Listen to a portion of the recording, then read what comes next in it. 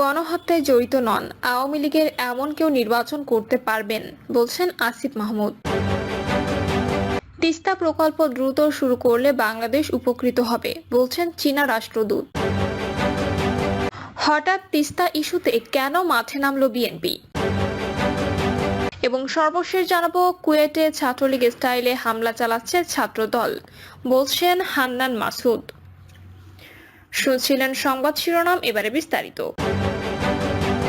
গণহত্যায় জড়িত নন, আওয়ামী লীগের এমন কেউ নির্বাচন করতে পারবেন বলছেন আসিফ মাহমুদ। গণহত্যায় জড়িত নয়, আওয়ামী লীগের এমন কেউ নির্বাচন করতে চাইলে বাধা নেই বলে জানিয়েছেন স্থানীয় সরকার, পল্লী উন্নয়ন ও সমবায় উপদেষ্টা আসিফ মাহমুদ সজীব ভুইয়া। তিনি বলেন, আওয়ামী লীগ করেছেন কিন্তু কোনো অন্যায়, গণহত্যা বা কোনো অপরাধের সঙ্গে জড়িত নন। তারা ক্ষমা চেয়ে মেইন স্ট্রিমে স্বাভাবিক অবস্থায় ফিরে আসতে পারেন।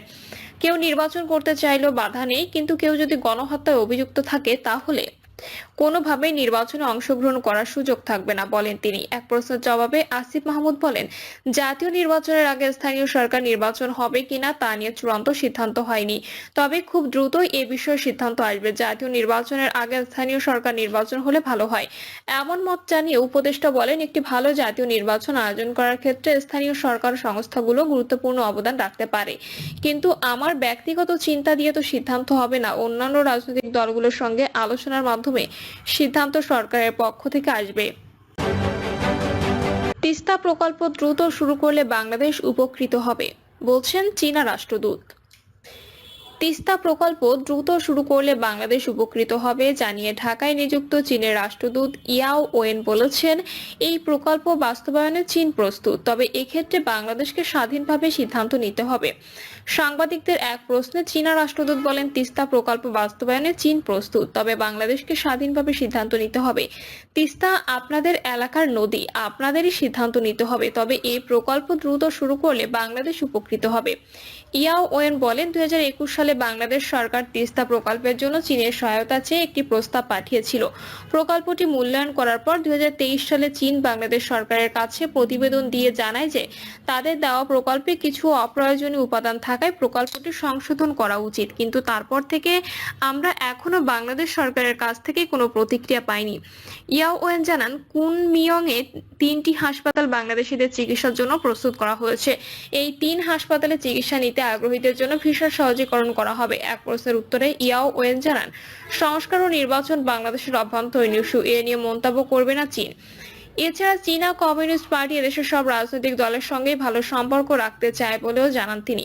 পারস্পরিক শ্রদ্ধা ও সমতার ভিত্তিতে চীন বাংলাদেশের সঙ্গে সম্পর্ক চায় উল্লেখ করে দেশটির রাষ্ট্রদূত বলেন, বাংলাদেশ এক চীন নীতি, বেল্ট অ্যান্ড রোডের প্রতি সমর্থন জানিয়েছে, এজন্য বাংলাদেশের প্রতি কৃতজ্ঞ চীন। হঠাৎ তিস্তা ইস্যুতে কেন মাঠে নামলো বিএনপি? বাংলাদেশের উত্তরাঞ্চলে তিস্তা নদীর পানির ন্যায্য হিস্সা আদায় ও তিস্তা মহাপরিকল্পনা বাস্তবায়নের দাবিতে ওই অঞ্চলের 5 জেলা জুড়ে তিস্তা পাড়ের 11টি পয়েন্টে দুদিনের অবস্থান কর্মসূচি করছে বিএনপি। তিস্তা নদী রক্ষা আন্দোলনের উদ্যোগে এই কর্মসূচিতে অংশ নিতে দলটির মহাসচিব সহ 1 ডজনের বেশি সিনিয়র নেতা এখন ওই অঞ্চলে অবস্থান করছেন। যদিও তিস্তা নদী রক্ষা আন্দোলন কমিটির ব্যানারে কর্মসূচি পালন হচ্ছে, এই আয়োজনে মূলত অংশ নিয়েছে বিএনপি ও এর মিত্র সংগঠনগুলোর নেতাকর্মীরা। দুদিনব্যাপী এই জনসভায় প্রথম দিন দেওয়া ভাষণে বিএনপি মহাসচিব মির্জা ফখরুল বলেছেন, ভারতকে পরিষ্কার করে বলতে চাই, বাংলাদেশের মানুষের সঙ্গে যদি বন্ধুত্ব করতে চান তাহলে আগে তিস্তা পানি দেন, সীমান্তে গুলি করে হত্যা বন্ধ করেন, আর আমাদের সঙ্গে বড় দাদার মতো যে আচরণ সেটা বন্ধ করেন।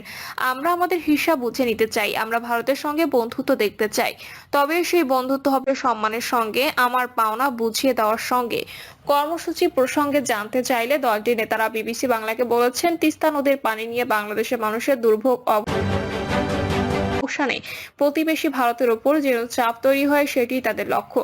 এই কারণে সমমনা দল ছাড়াও তিস্তা অঞ্চলের অনেক সামাজিক সংগঠনকেও কর্মসূচিতে সম্পৃক্ত করা হয়েছে।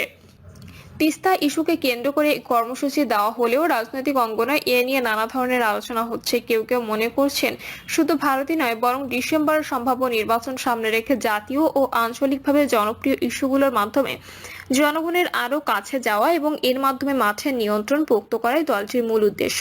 বিএনপির জাতীয় স্থায়ী কমিটির সদস্য ইকবাল হাসান মাহমুদ টুকু বলেছেন, রাজনীতির ক্ষেত্রে নির্বাচনের জন্য বিএনপি চাপ তৈরি করেছে, কিন্তু নির্বাচনই বিএনপির একমাত্র দাবি নয়, বরং ভারত যেন তিস্তা সংকটের সমাধান করে জনগণের সেই দাবিটি বিএনপি তুলে ধরতে চাইছে। এই কর্মসূচিতে অংশ নিতে কুড়িগ্রামে থাকা বিএনপি চেয়ারপারসন উপদেষ্টা পরিষদের সদস্য সৈয়দ মোয়াজ্জেম হোসেন আলাল বলছেন, বাংলাদেশের জন্য দুর্ভোগ তৈরি করে এমন প্রতিবেশীদের বিষয়ে বিএনপির দৃষ্টিভঙ্গির সঙ্গে জনগণের সংহতির প্রকাশ ঘটবে তিস্তা পারের কর্মসূচিতে। রাজনৈতিক বিশ্লেষক ও ঢাকা বিশ্ববিদ্যালয়ের অধ্যাপক মোহাম্মদ মুজিবুর রহমান বলছেন, নির্বাচনের জন্য সরকারকে চাপে রাখার পাশাপাশি বিএনপি আসলে সাধারণ জনগণকেও বার্তা দিতে চাইছে যে জনগণের ইস্যুগুলোকে নিয়ে শক্ত অবস্থান নিতেও তারা প্রস্তুত। প্রসঙ্গত, তিস্তা ভারত বাংলাদেশের মধ্যে প্রবাহিত অন্যতম একটি অভিন্ন নদী। শুষ্ক মৌসুমে পানি ভাগাভাগি নিয়ে দুই দেশের মধ্যে চুক্তি চূড়ান্ত হলেও পশ্চিমবঙ্গ সরকারের বিরোধিতায় সেটি গত এক দশকেও আলোর মুখ দেখেনি। অভিন্ন নদী হিসেবে তিস্তার পানি বন্টন চুক্তি না করে উজানে তিস্তার পানির পূর্ণ নিয়ন্ত্রণ করছে ভারত। ফলে এ নিয়ে বাংলাদেশের মানুষের মধ্যে তীব্র অসন্তোষ আছে। জাগো বাহির তিস্তা বাঁচাও স্লোগান দিয়ে তিস্তা নদী রক্ষা আন্দোলনের ব্যানারে এই কর্মসূচিতে অংশ নিয়েছেন বিএনপি ও তার সঙ্গে যুগপৎ আন্দোলনে থাকা দলগুলো। বিএনপির ভারপ্রাপ্ত চেয়ারম্যান তারেক রহমান আজ সন্ধ্যায় 5 জেলায় 11টি পয়েন্টে ভার্চুয়ালি যুক্ত হয়ে কর্মসূচির সঙ্গে সংহতি প্রকাশ করবেন। কর্মসূচির অংশ হিসেবে তিস্তা নদী বেষ্টিত লালমনিরহাট, কুড়িগ্রাম, নীলফামারী, রংপুর ও গাইবান্ধা জেলায় 11টি পয়েন্টে সমাবেশ, পদযাত্রা, সাংস্কৃতিক পরিবেশনা করবে তিস্তা নদী রক্ষা আন্দোলন, যার নেতৃত্বে রয়েছেন বিএনপির একজন সাংগঠনিক সম্পাদক। রংপুর জেলার তিস্তা রেলওয়ে সেতু সংলগ্ন চরে এই কর্মসূচি উদ্বোধন করেছেন দলটির মহাসচিব মির্জা ফখরুল ইসলাম আলমগীর। বিএনপি তিস্তা ইস্যুতে আগেও লং মার্চ, বিভিন্ন ধরনের কর্মসূচি পালন করেছে বিভিন্ন সময়ে, কিন্তু এখন যখন সংস্কার বা করার নির্বাচনী ইস্যুই আলোচনা তুঙ্গে, তখন এই কর্মসূচিতে দলটির শীর্ষ নেতৃত্ব এমন গুরুত্ব দেওয়ায় এ নিয়ে নানা ধরনের আলোচনা শুরু হয়েছে রাজনৈতিক অঙ্গনে।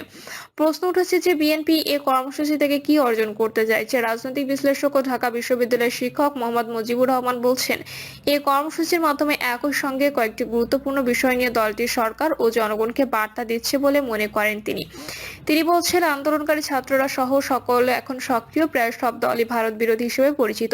এই কর্মসূচির মাধ্যমে তার নেতৃত্বটি বিএনপি নিতে চাইছে, যাতে অন্য কেউ এটা নিয়ে সুবিধা করতে না পারে। আবার 5টি জেলায় হলেও পুরো উত্তরাঞ্চলে দলটি সাংগঠনিকভাবে চাঙ্গা হয়ে উঠেছে। তিস্তা জাতীয় ইস্যুতে হওয়াতে এটিকে কেন্দ্র করে এই যে জনসমাগম ঘটানো হচ্ছে, তা থেকে প্রতিশ্রুত সময় নির্বাচন করতে হবে, সেই বার্তাও সরকার পাবে। বিএনপি জাতীয় স্থায়ী কমিটির সদস্য ইকবাল হাসান মাহমুদ টুকু অবশ্য বলেছেন, তিস্তায় পানি সংকটের কারণে উত্তরাঞ্চলে মানুষের কষ্ট হয় এবং সে কারণেই তাদের সঙ্গে যুগপৎ আন্দোলনে থাকা দল ও জনগণকে জড়ো করছেন তারা। তার ভাষ্য, ভারত যেন তিস্তার সংকটের সমাধান করে সেজন্য জনগণকে সঙ্গে নিয়ে চাপ তৈরি করতে চাই আমরা।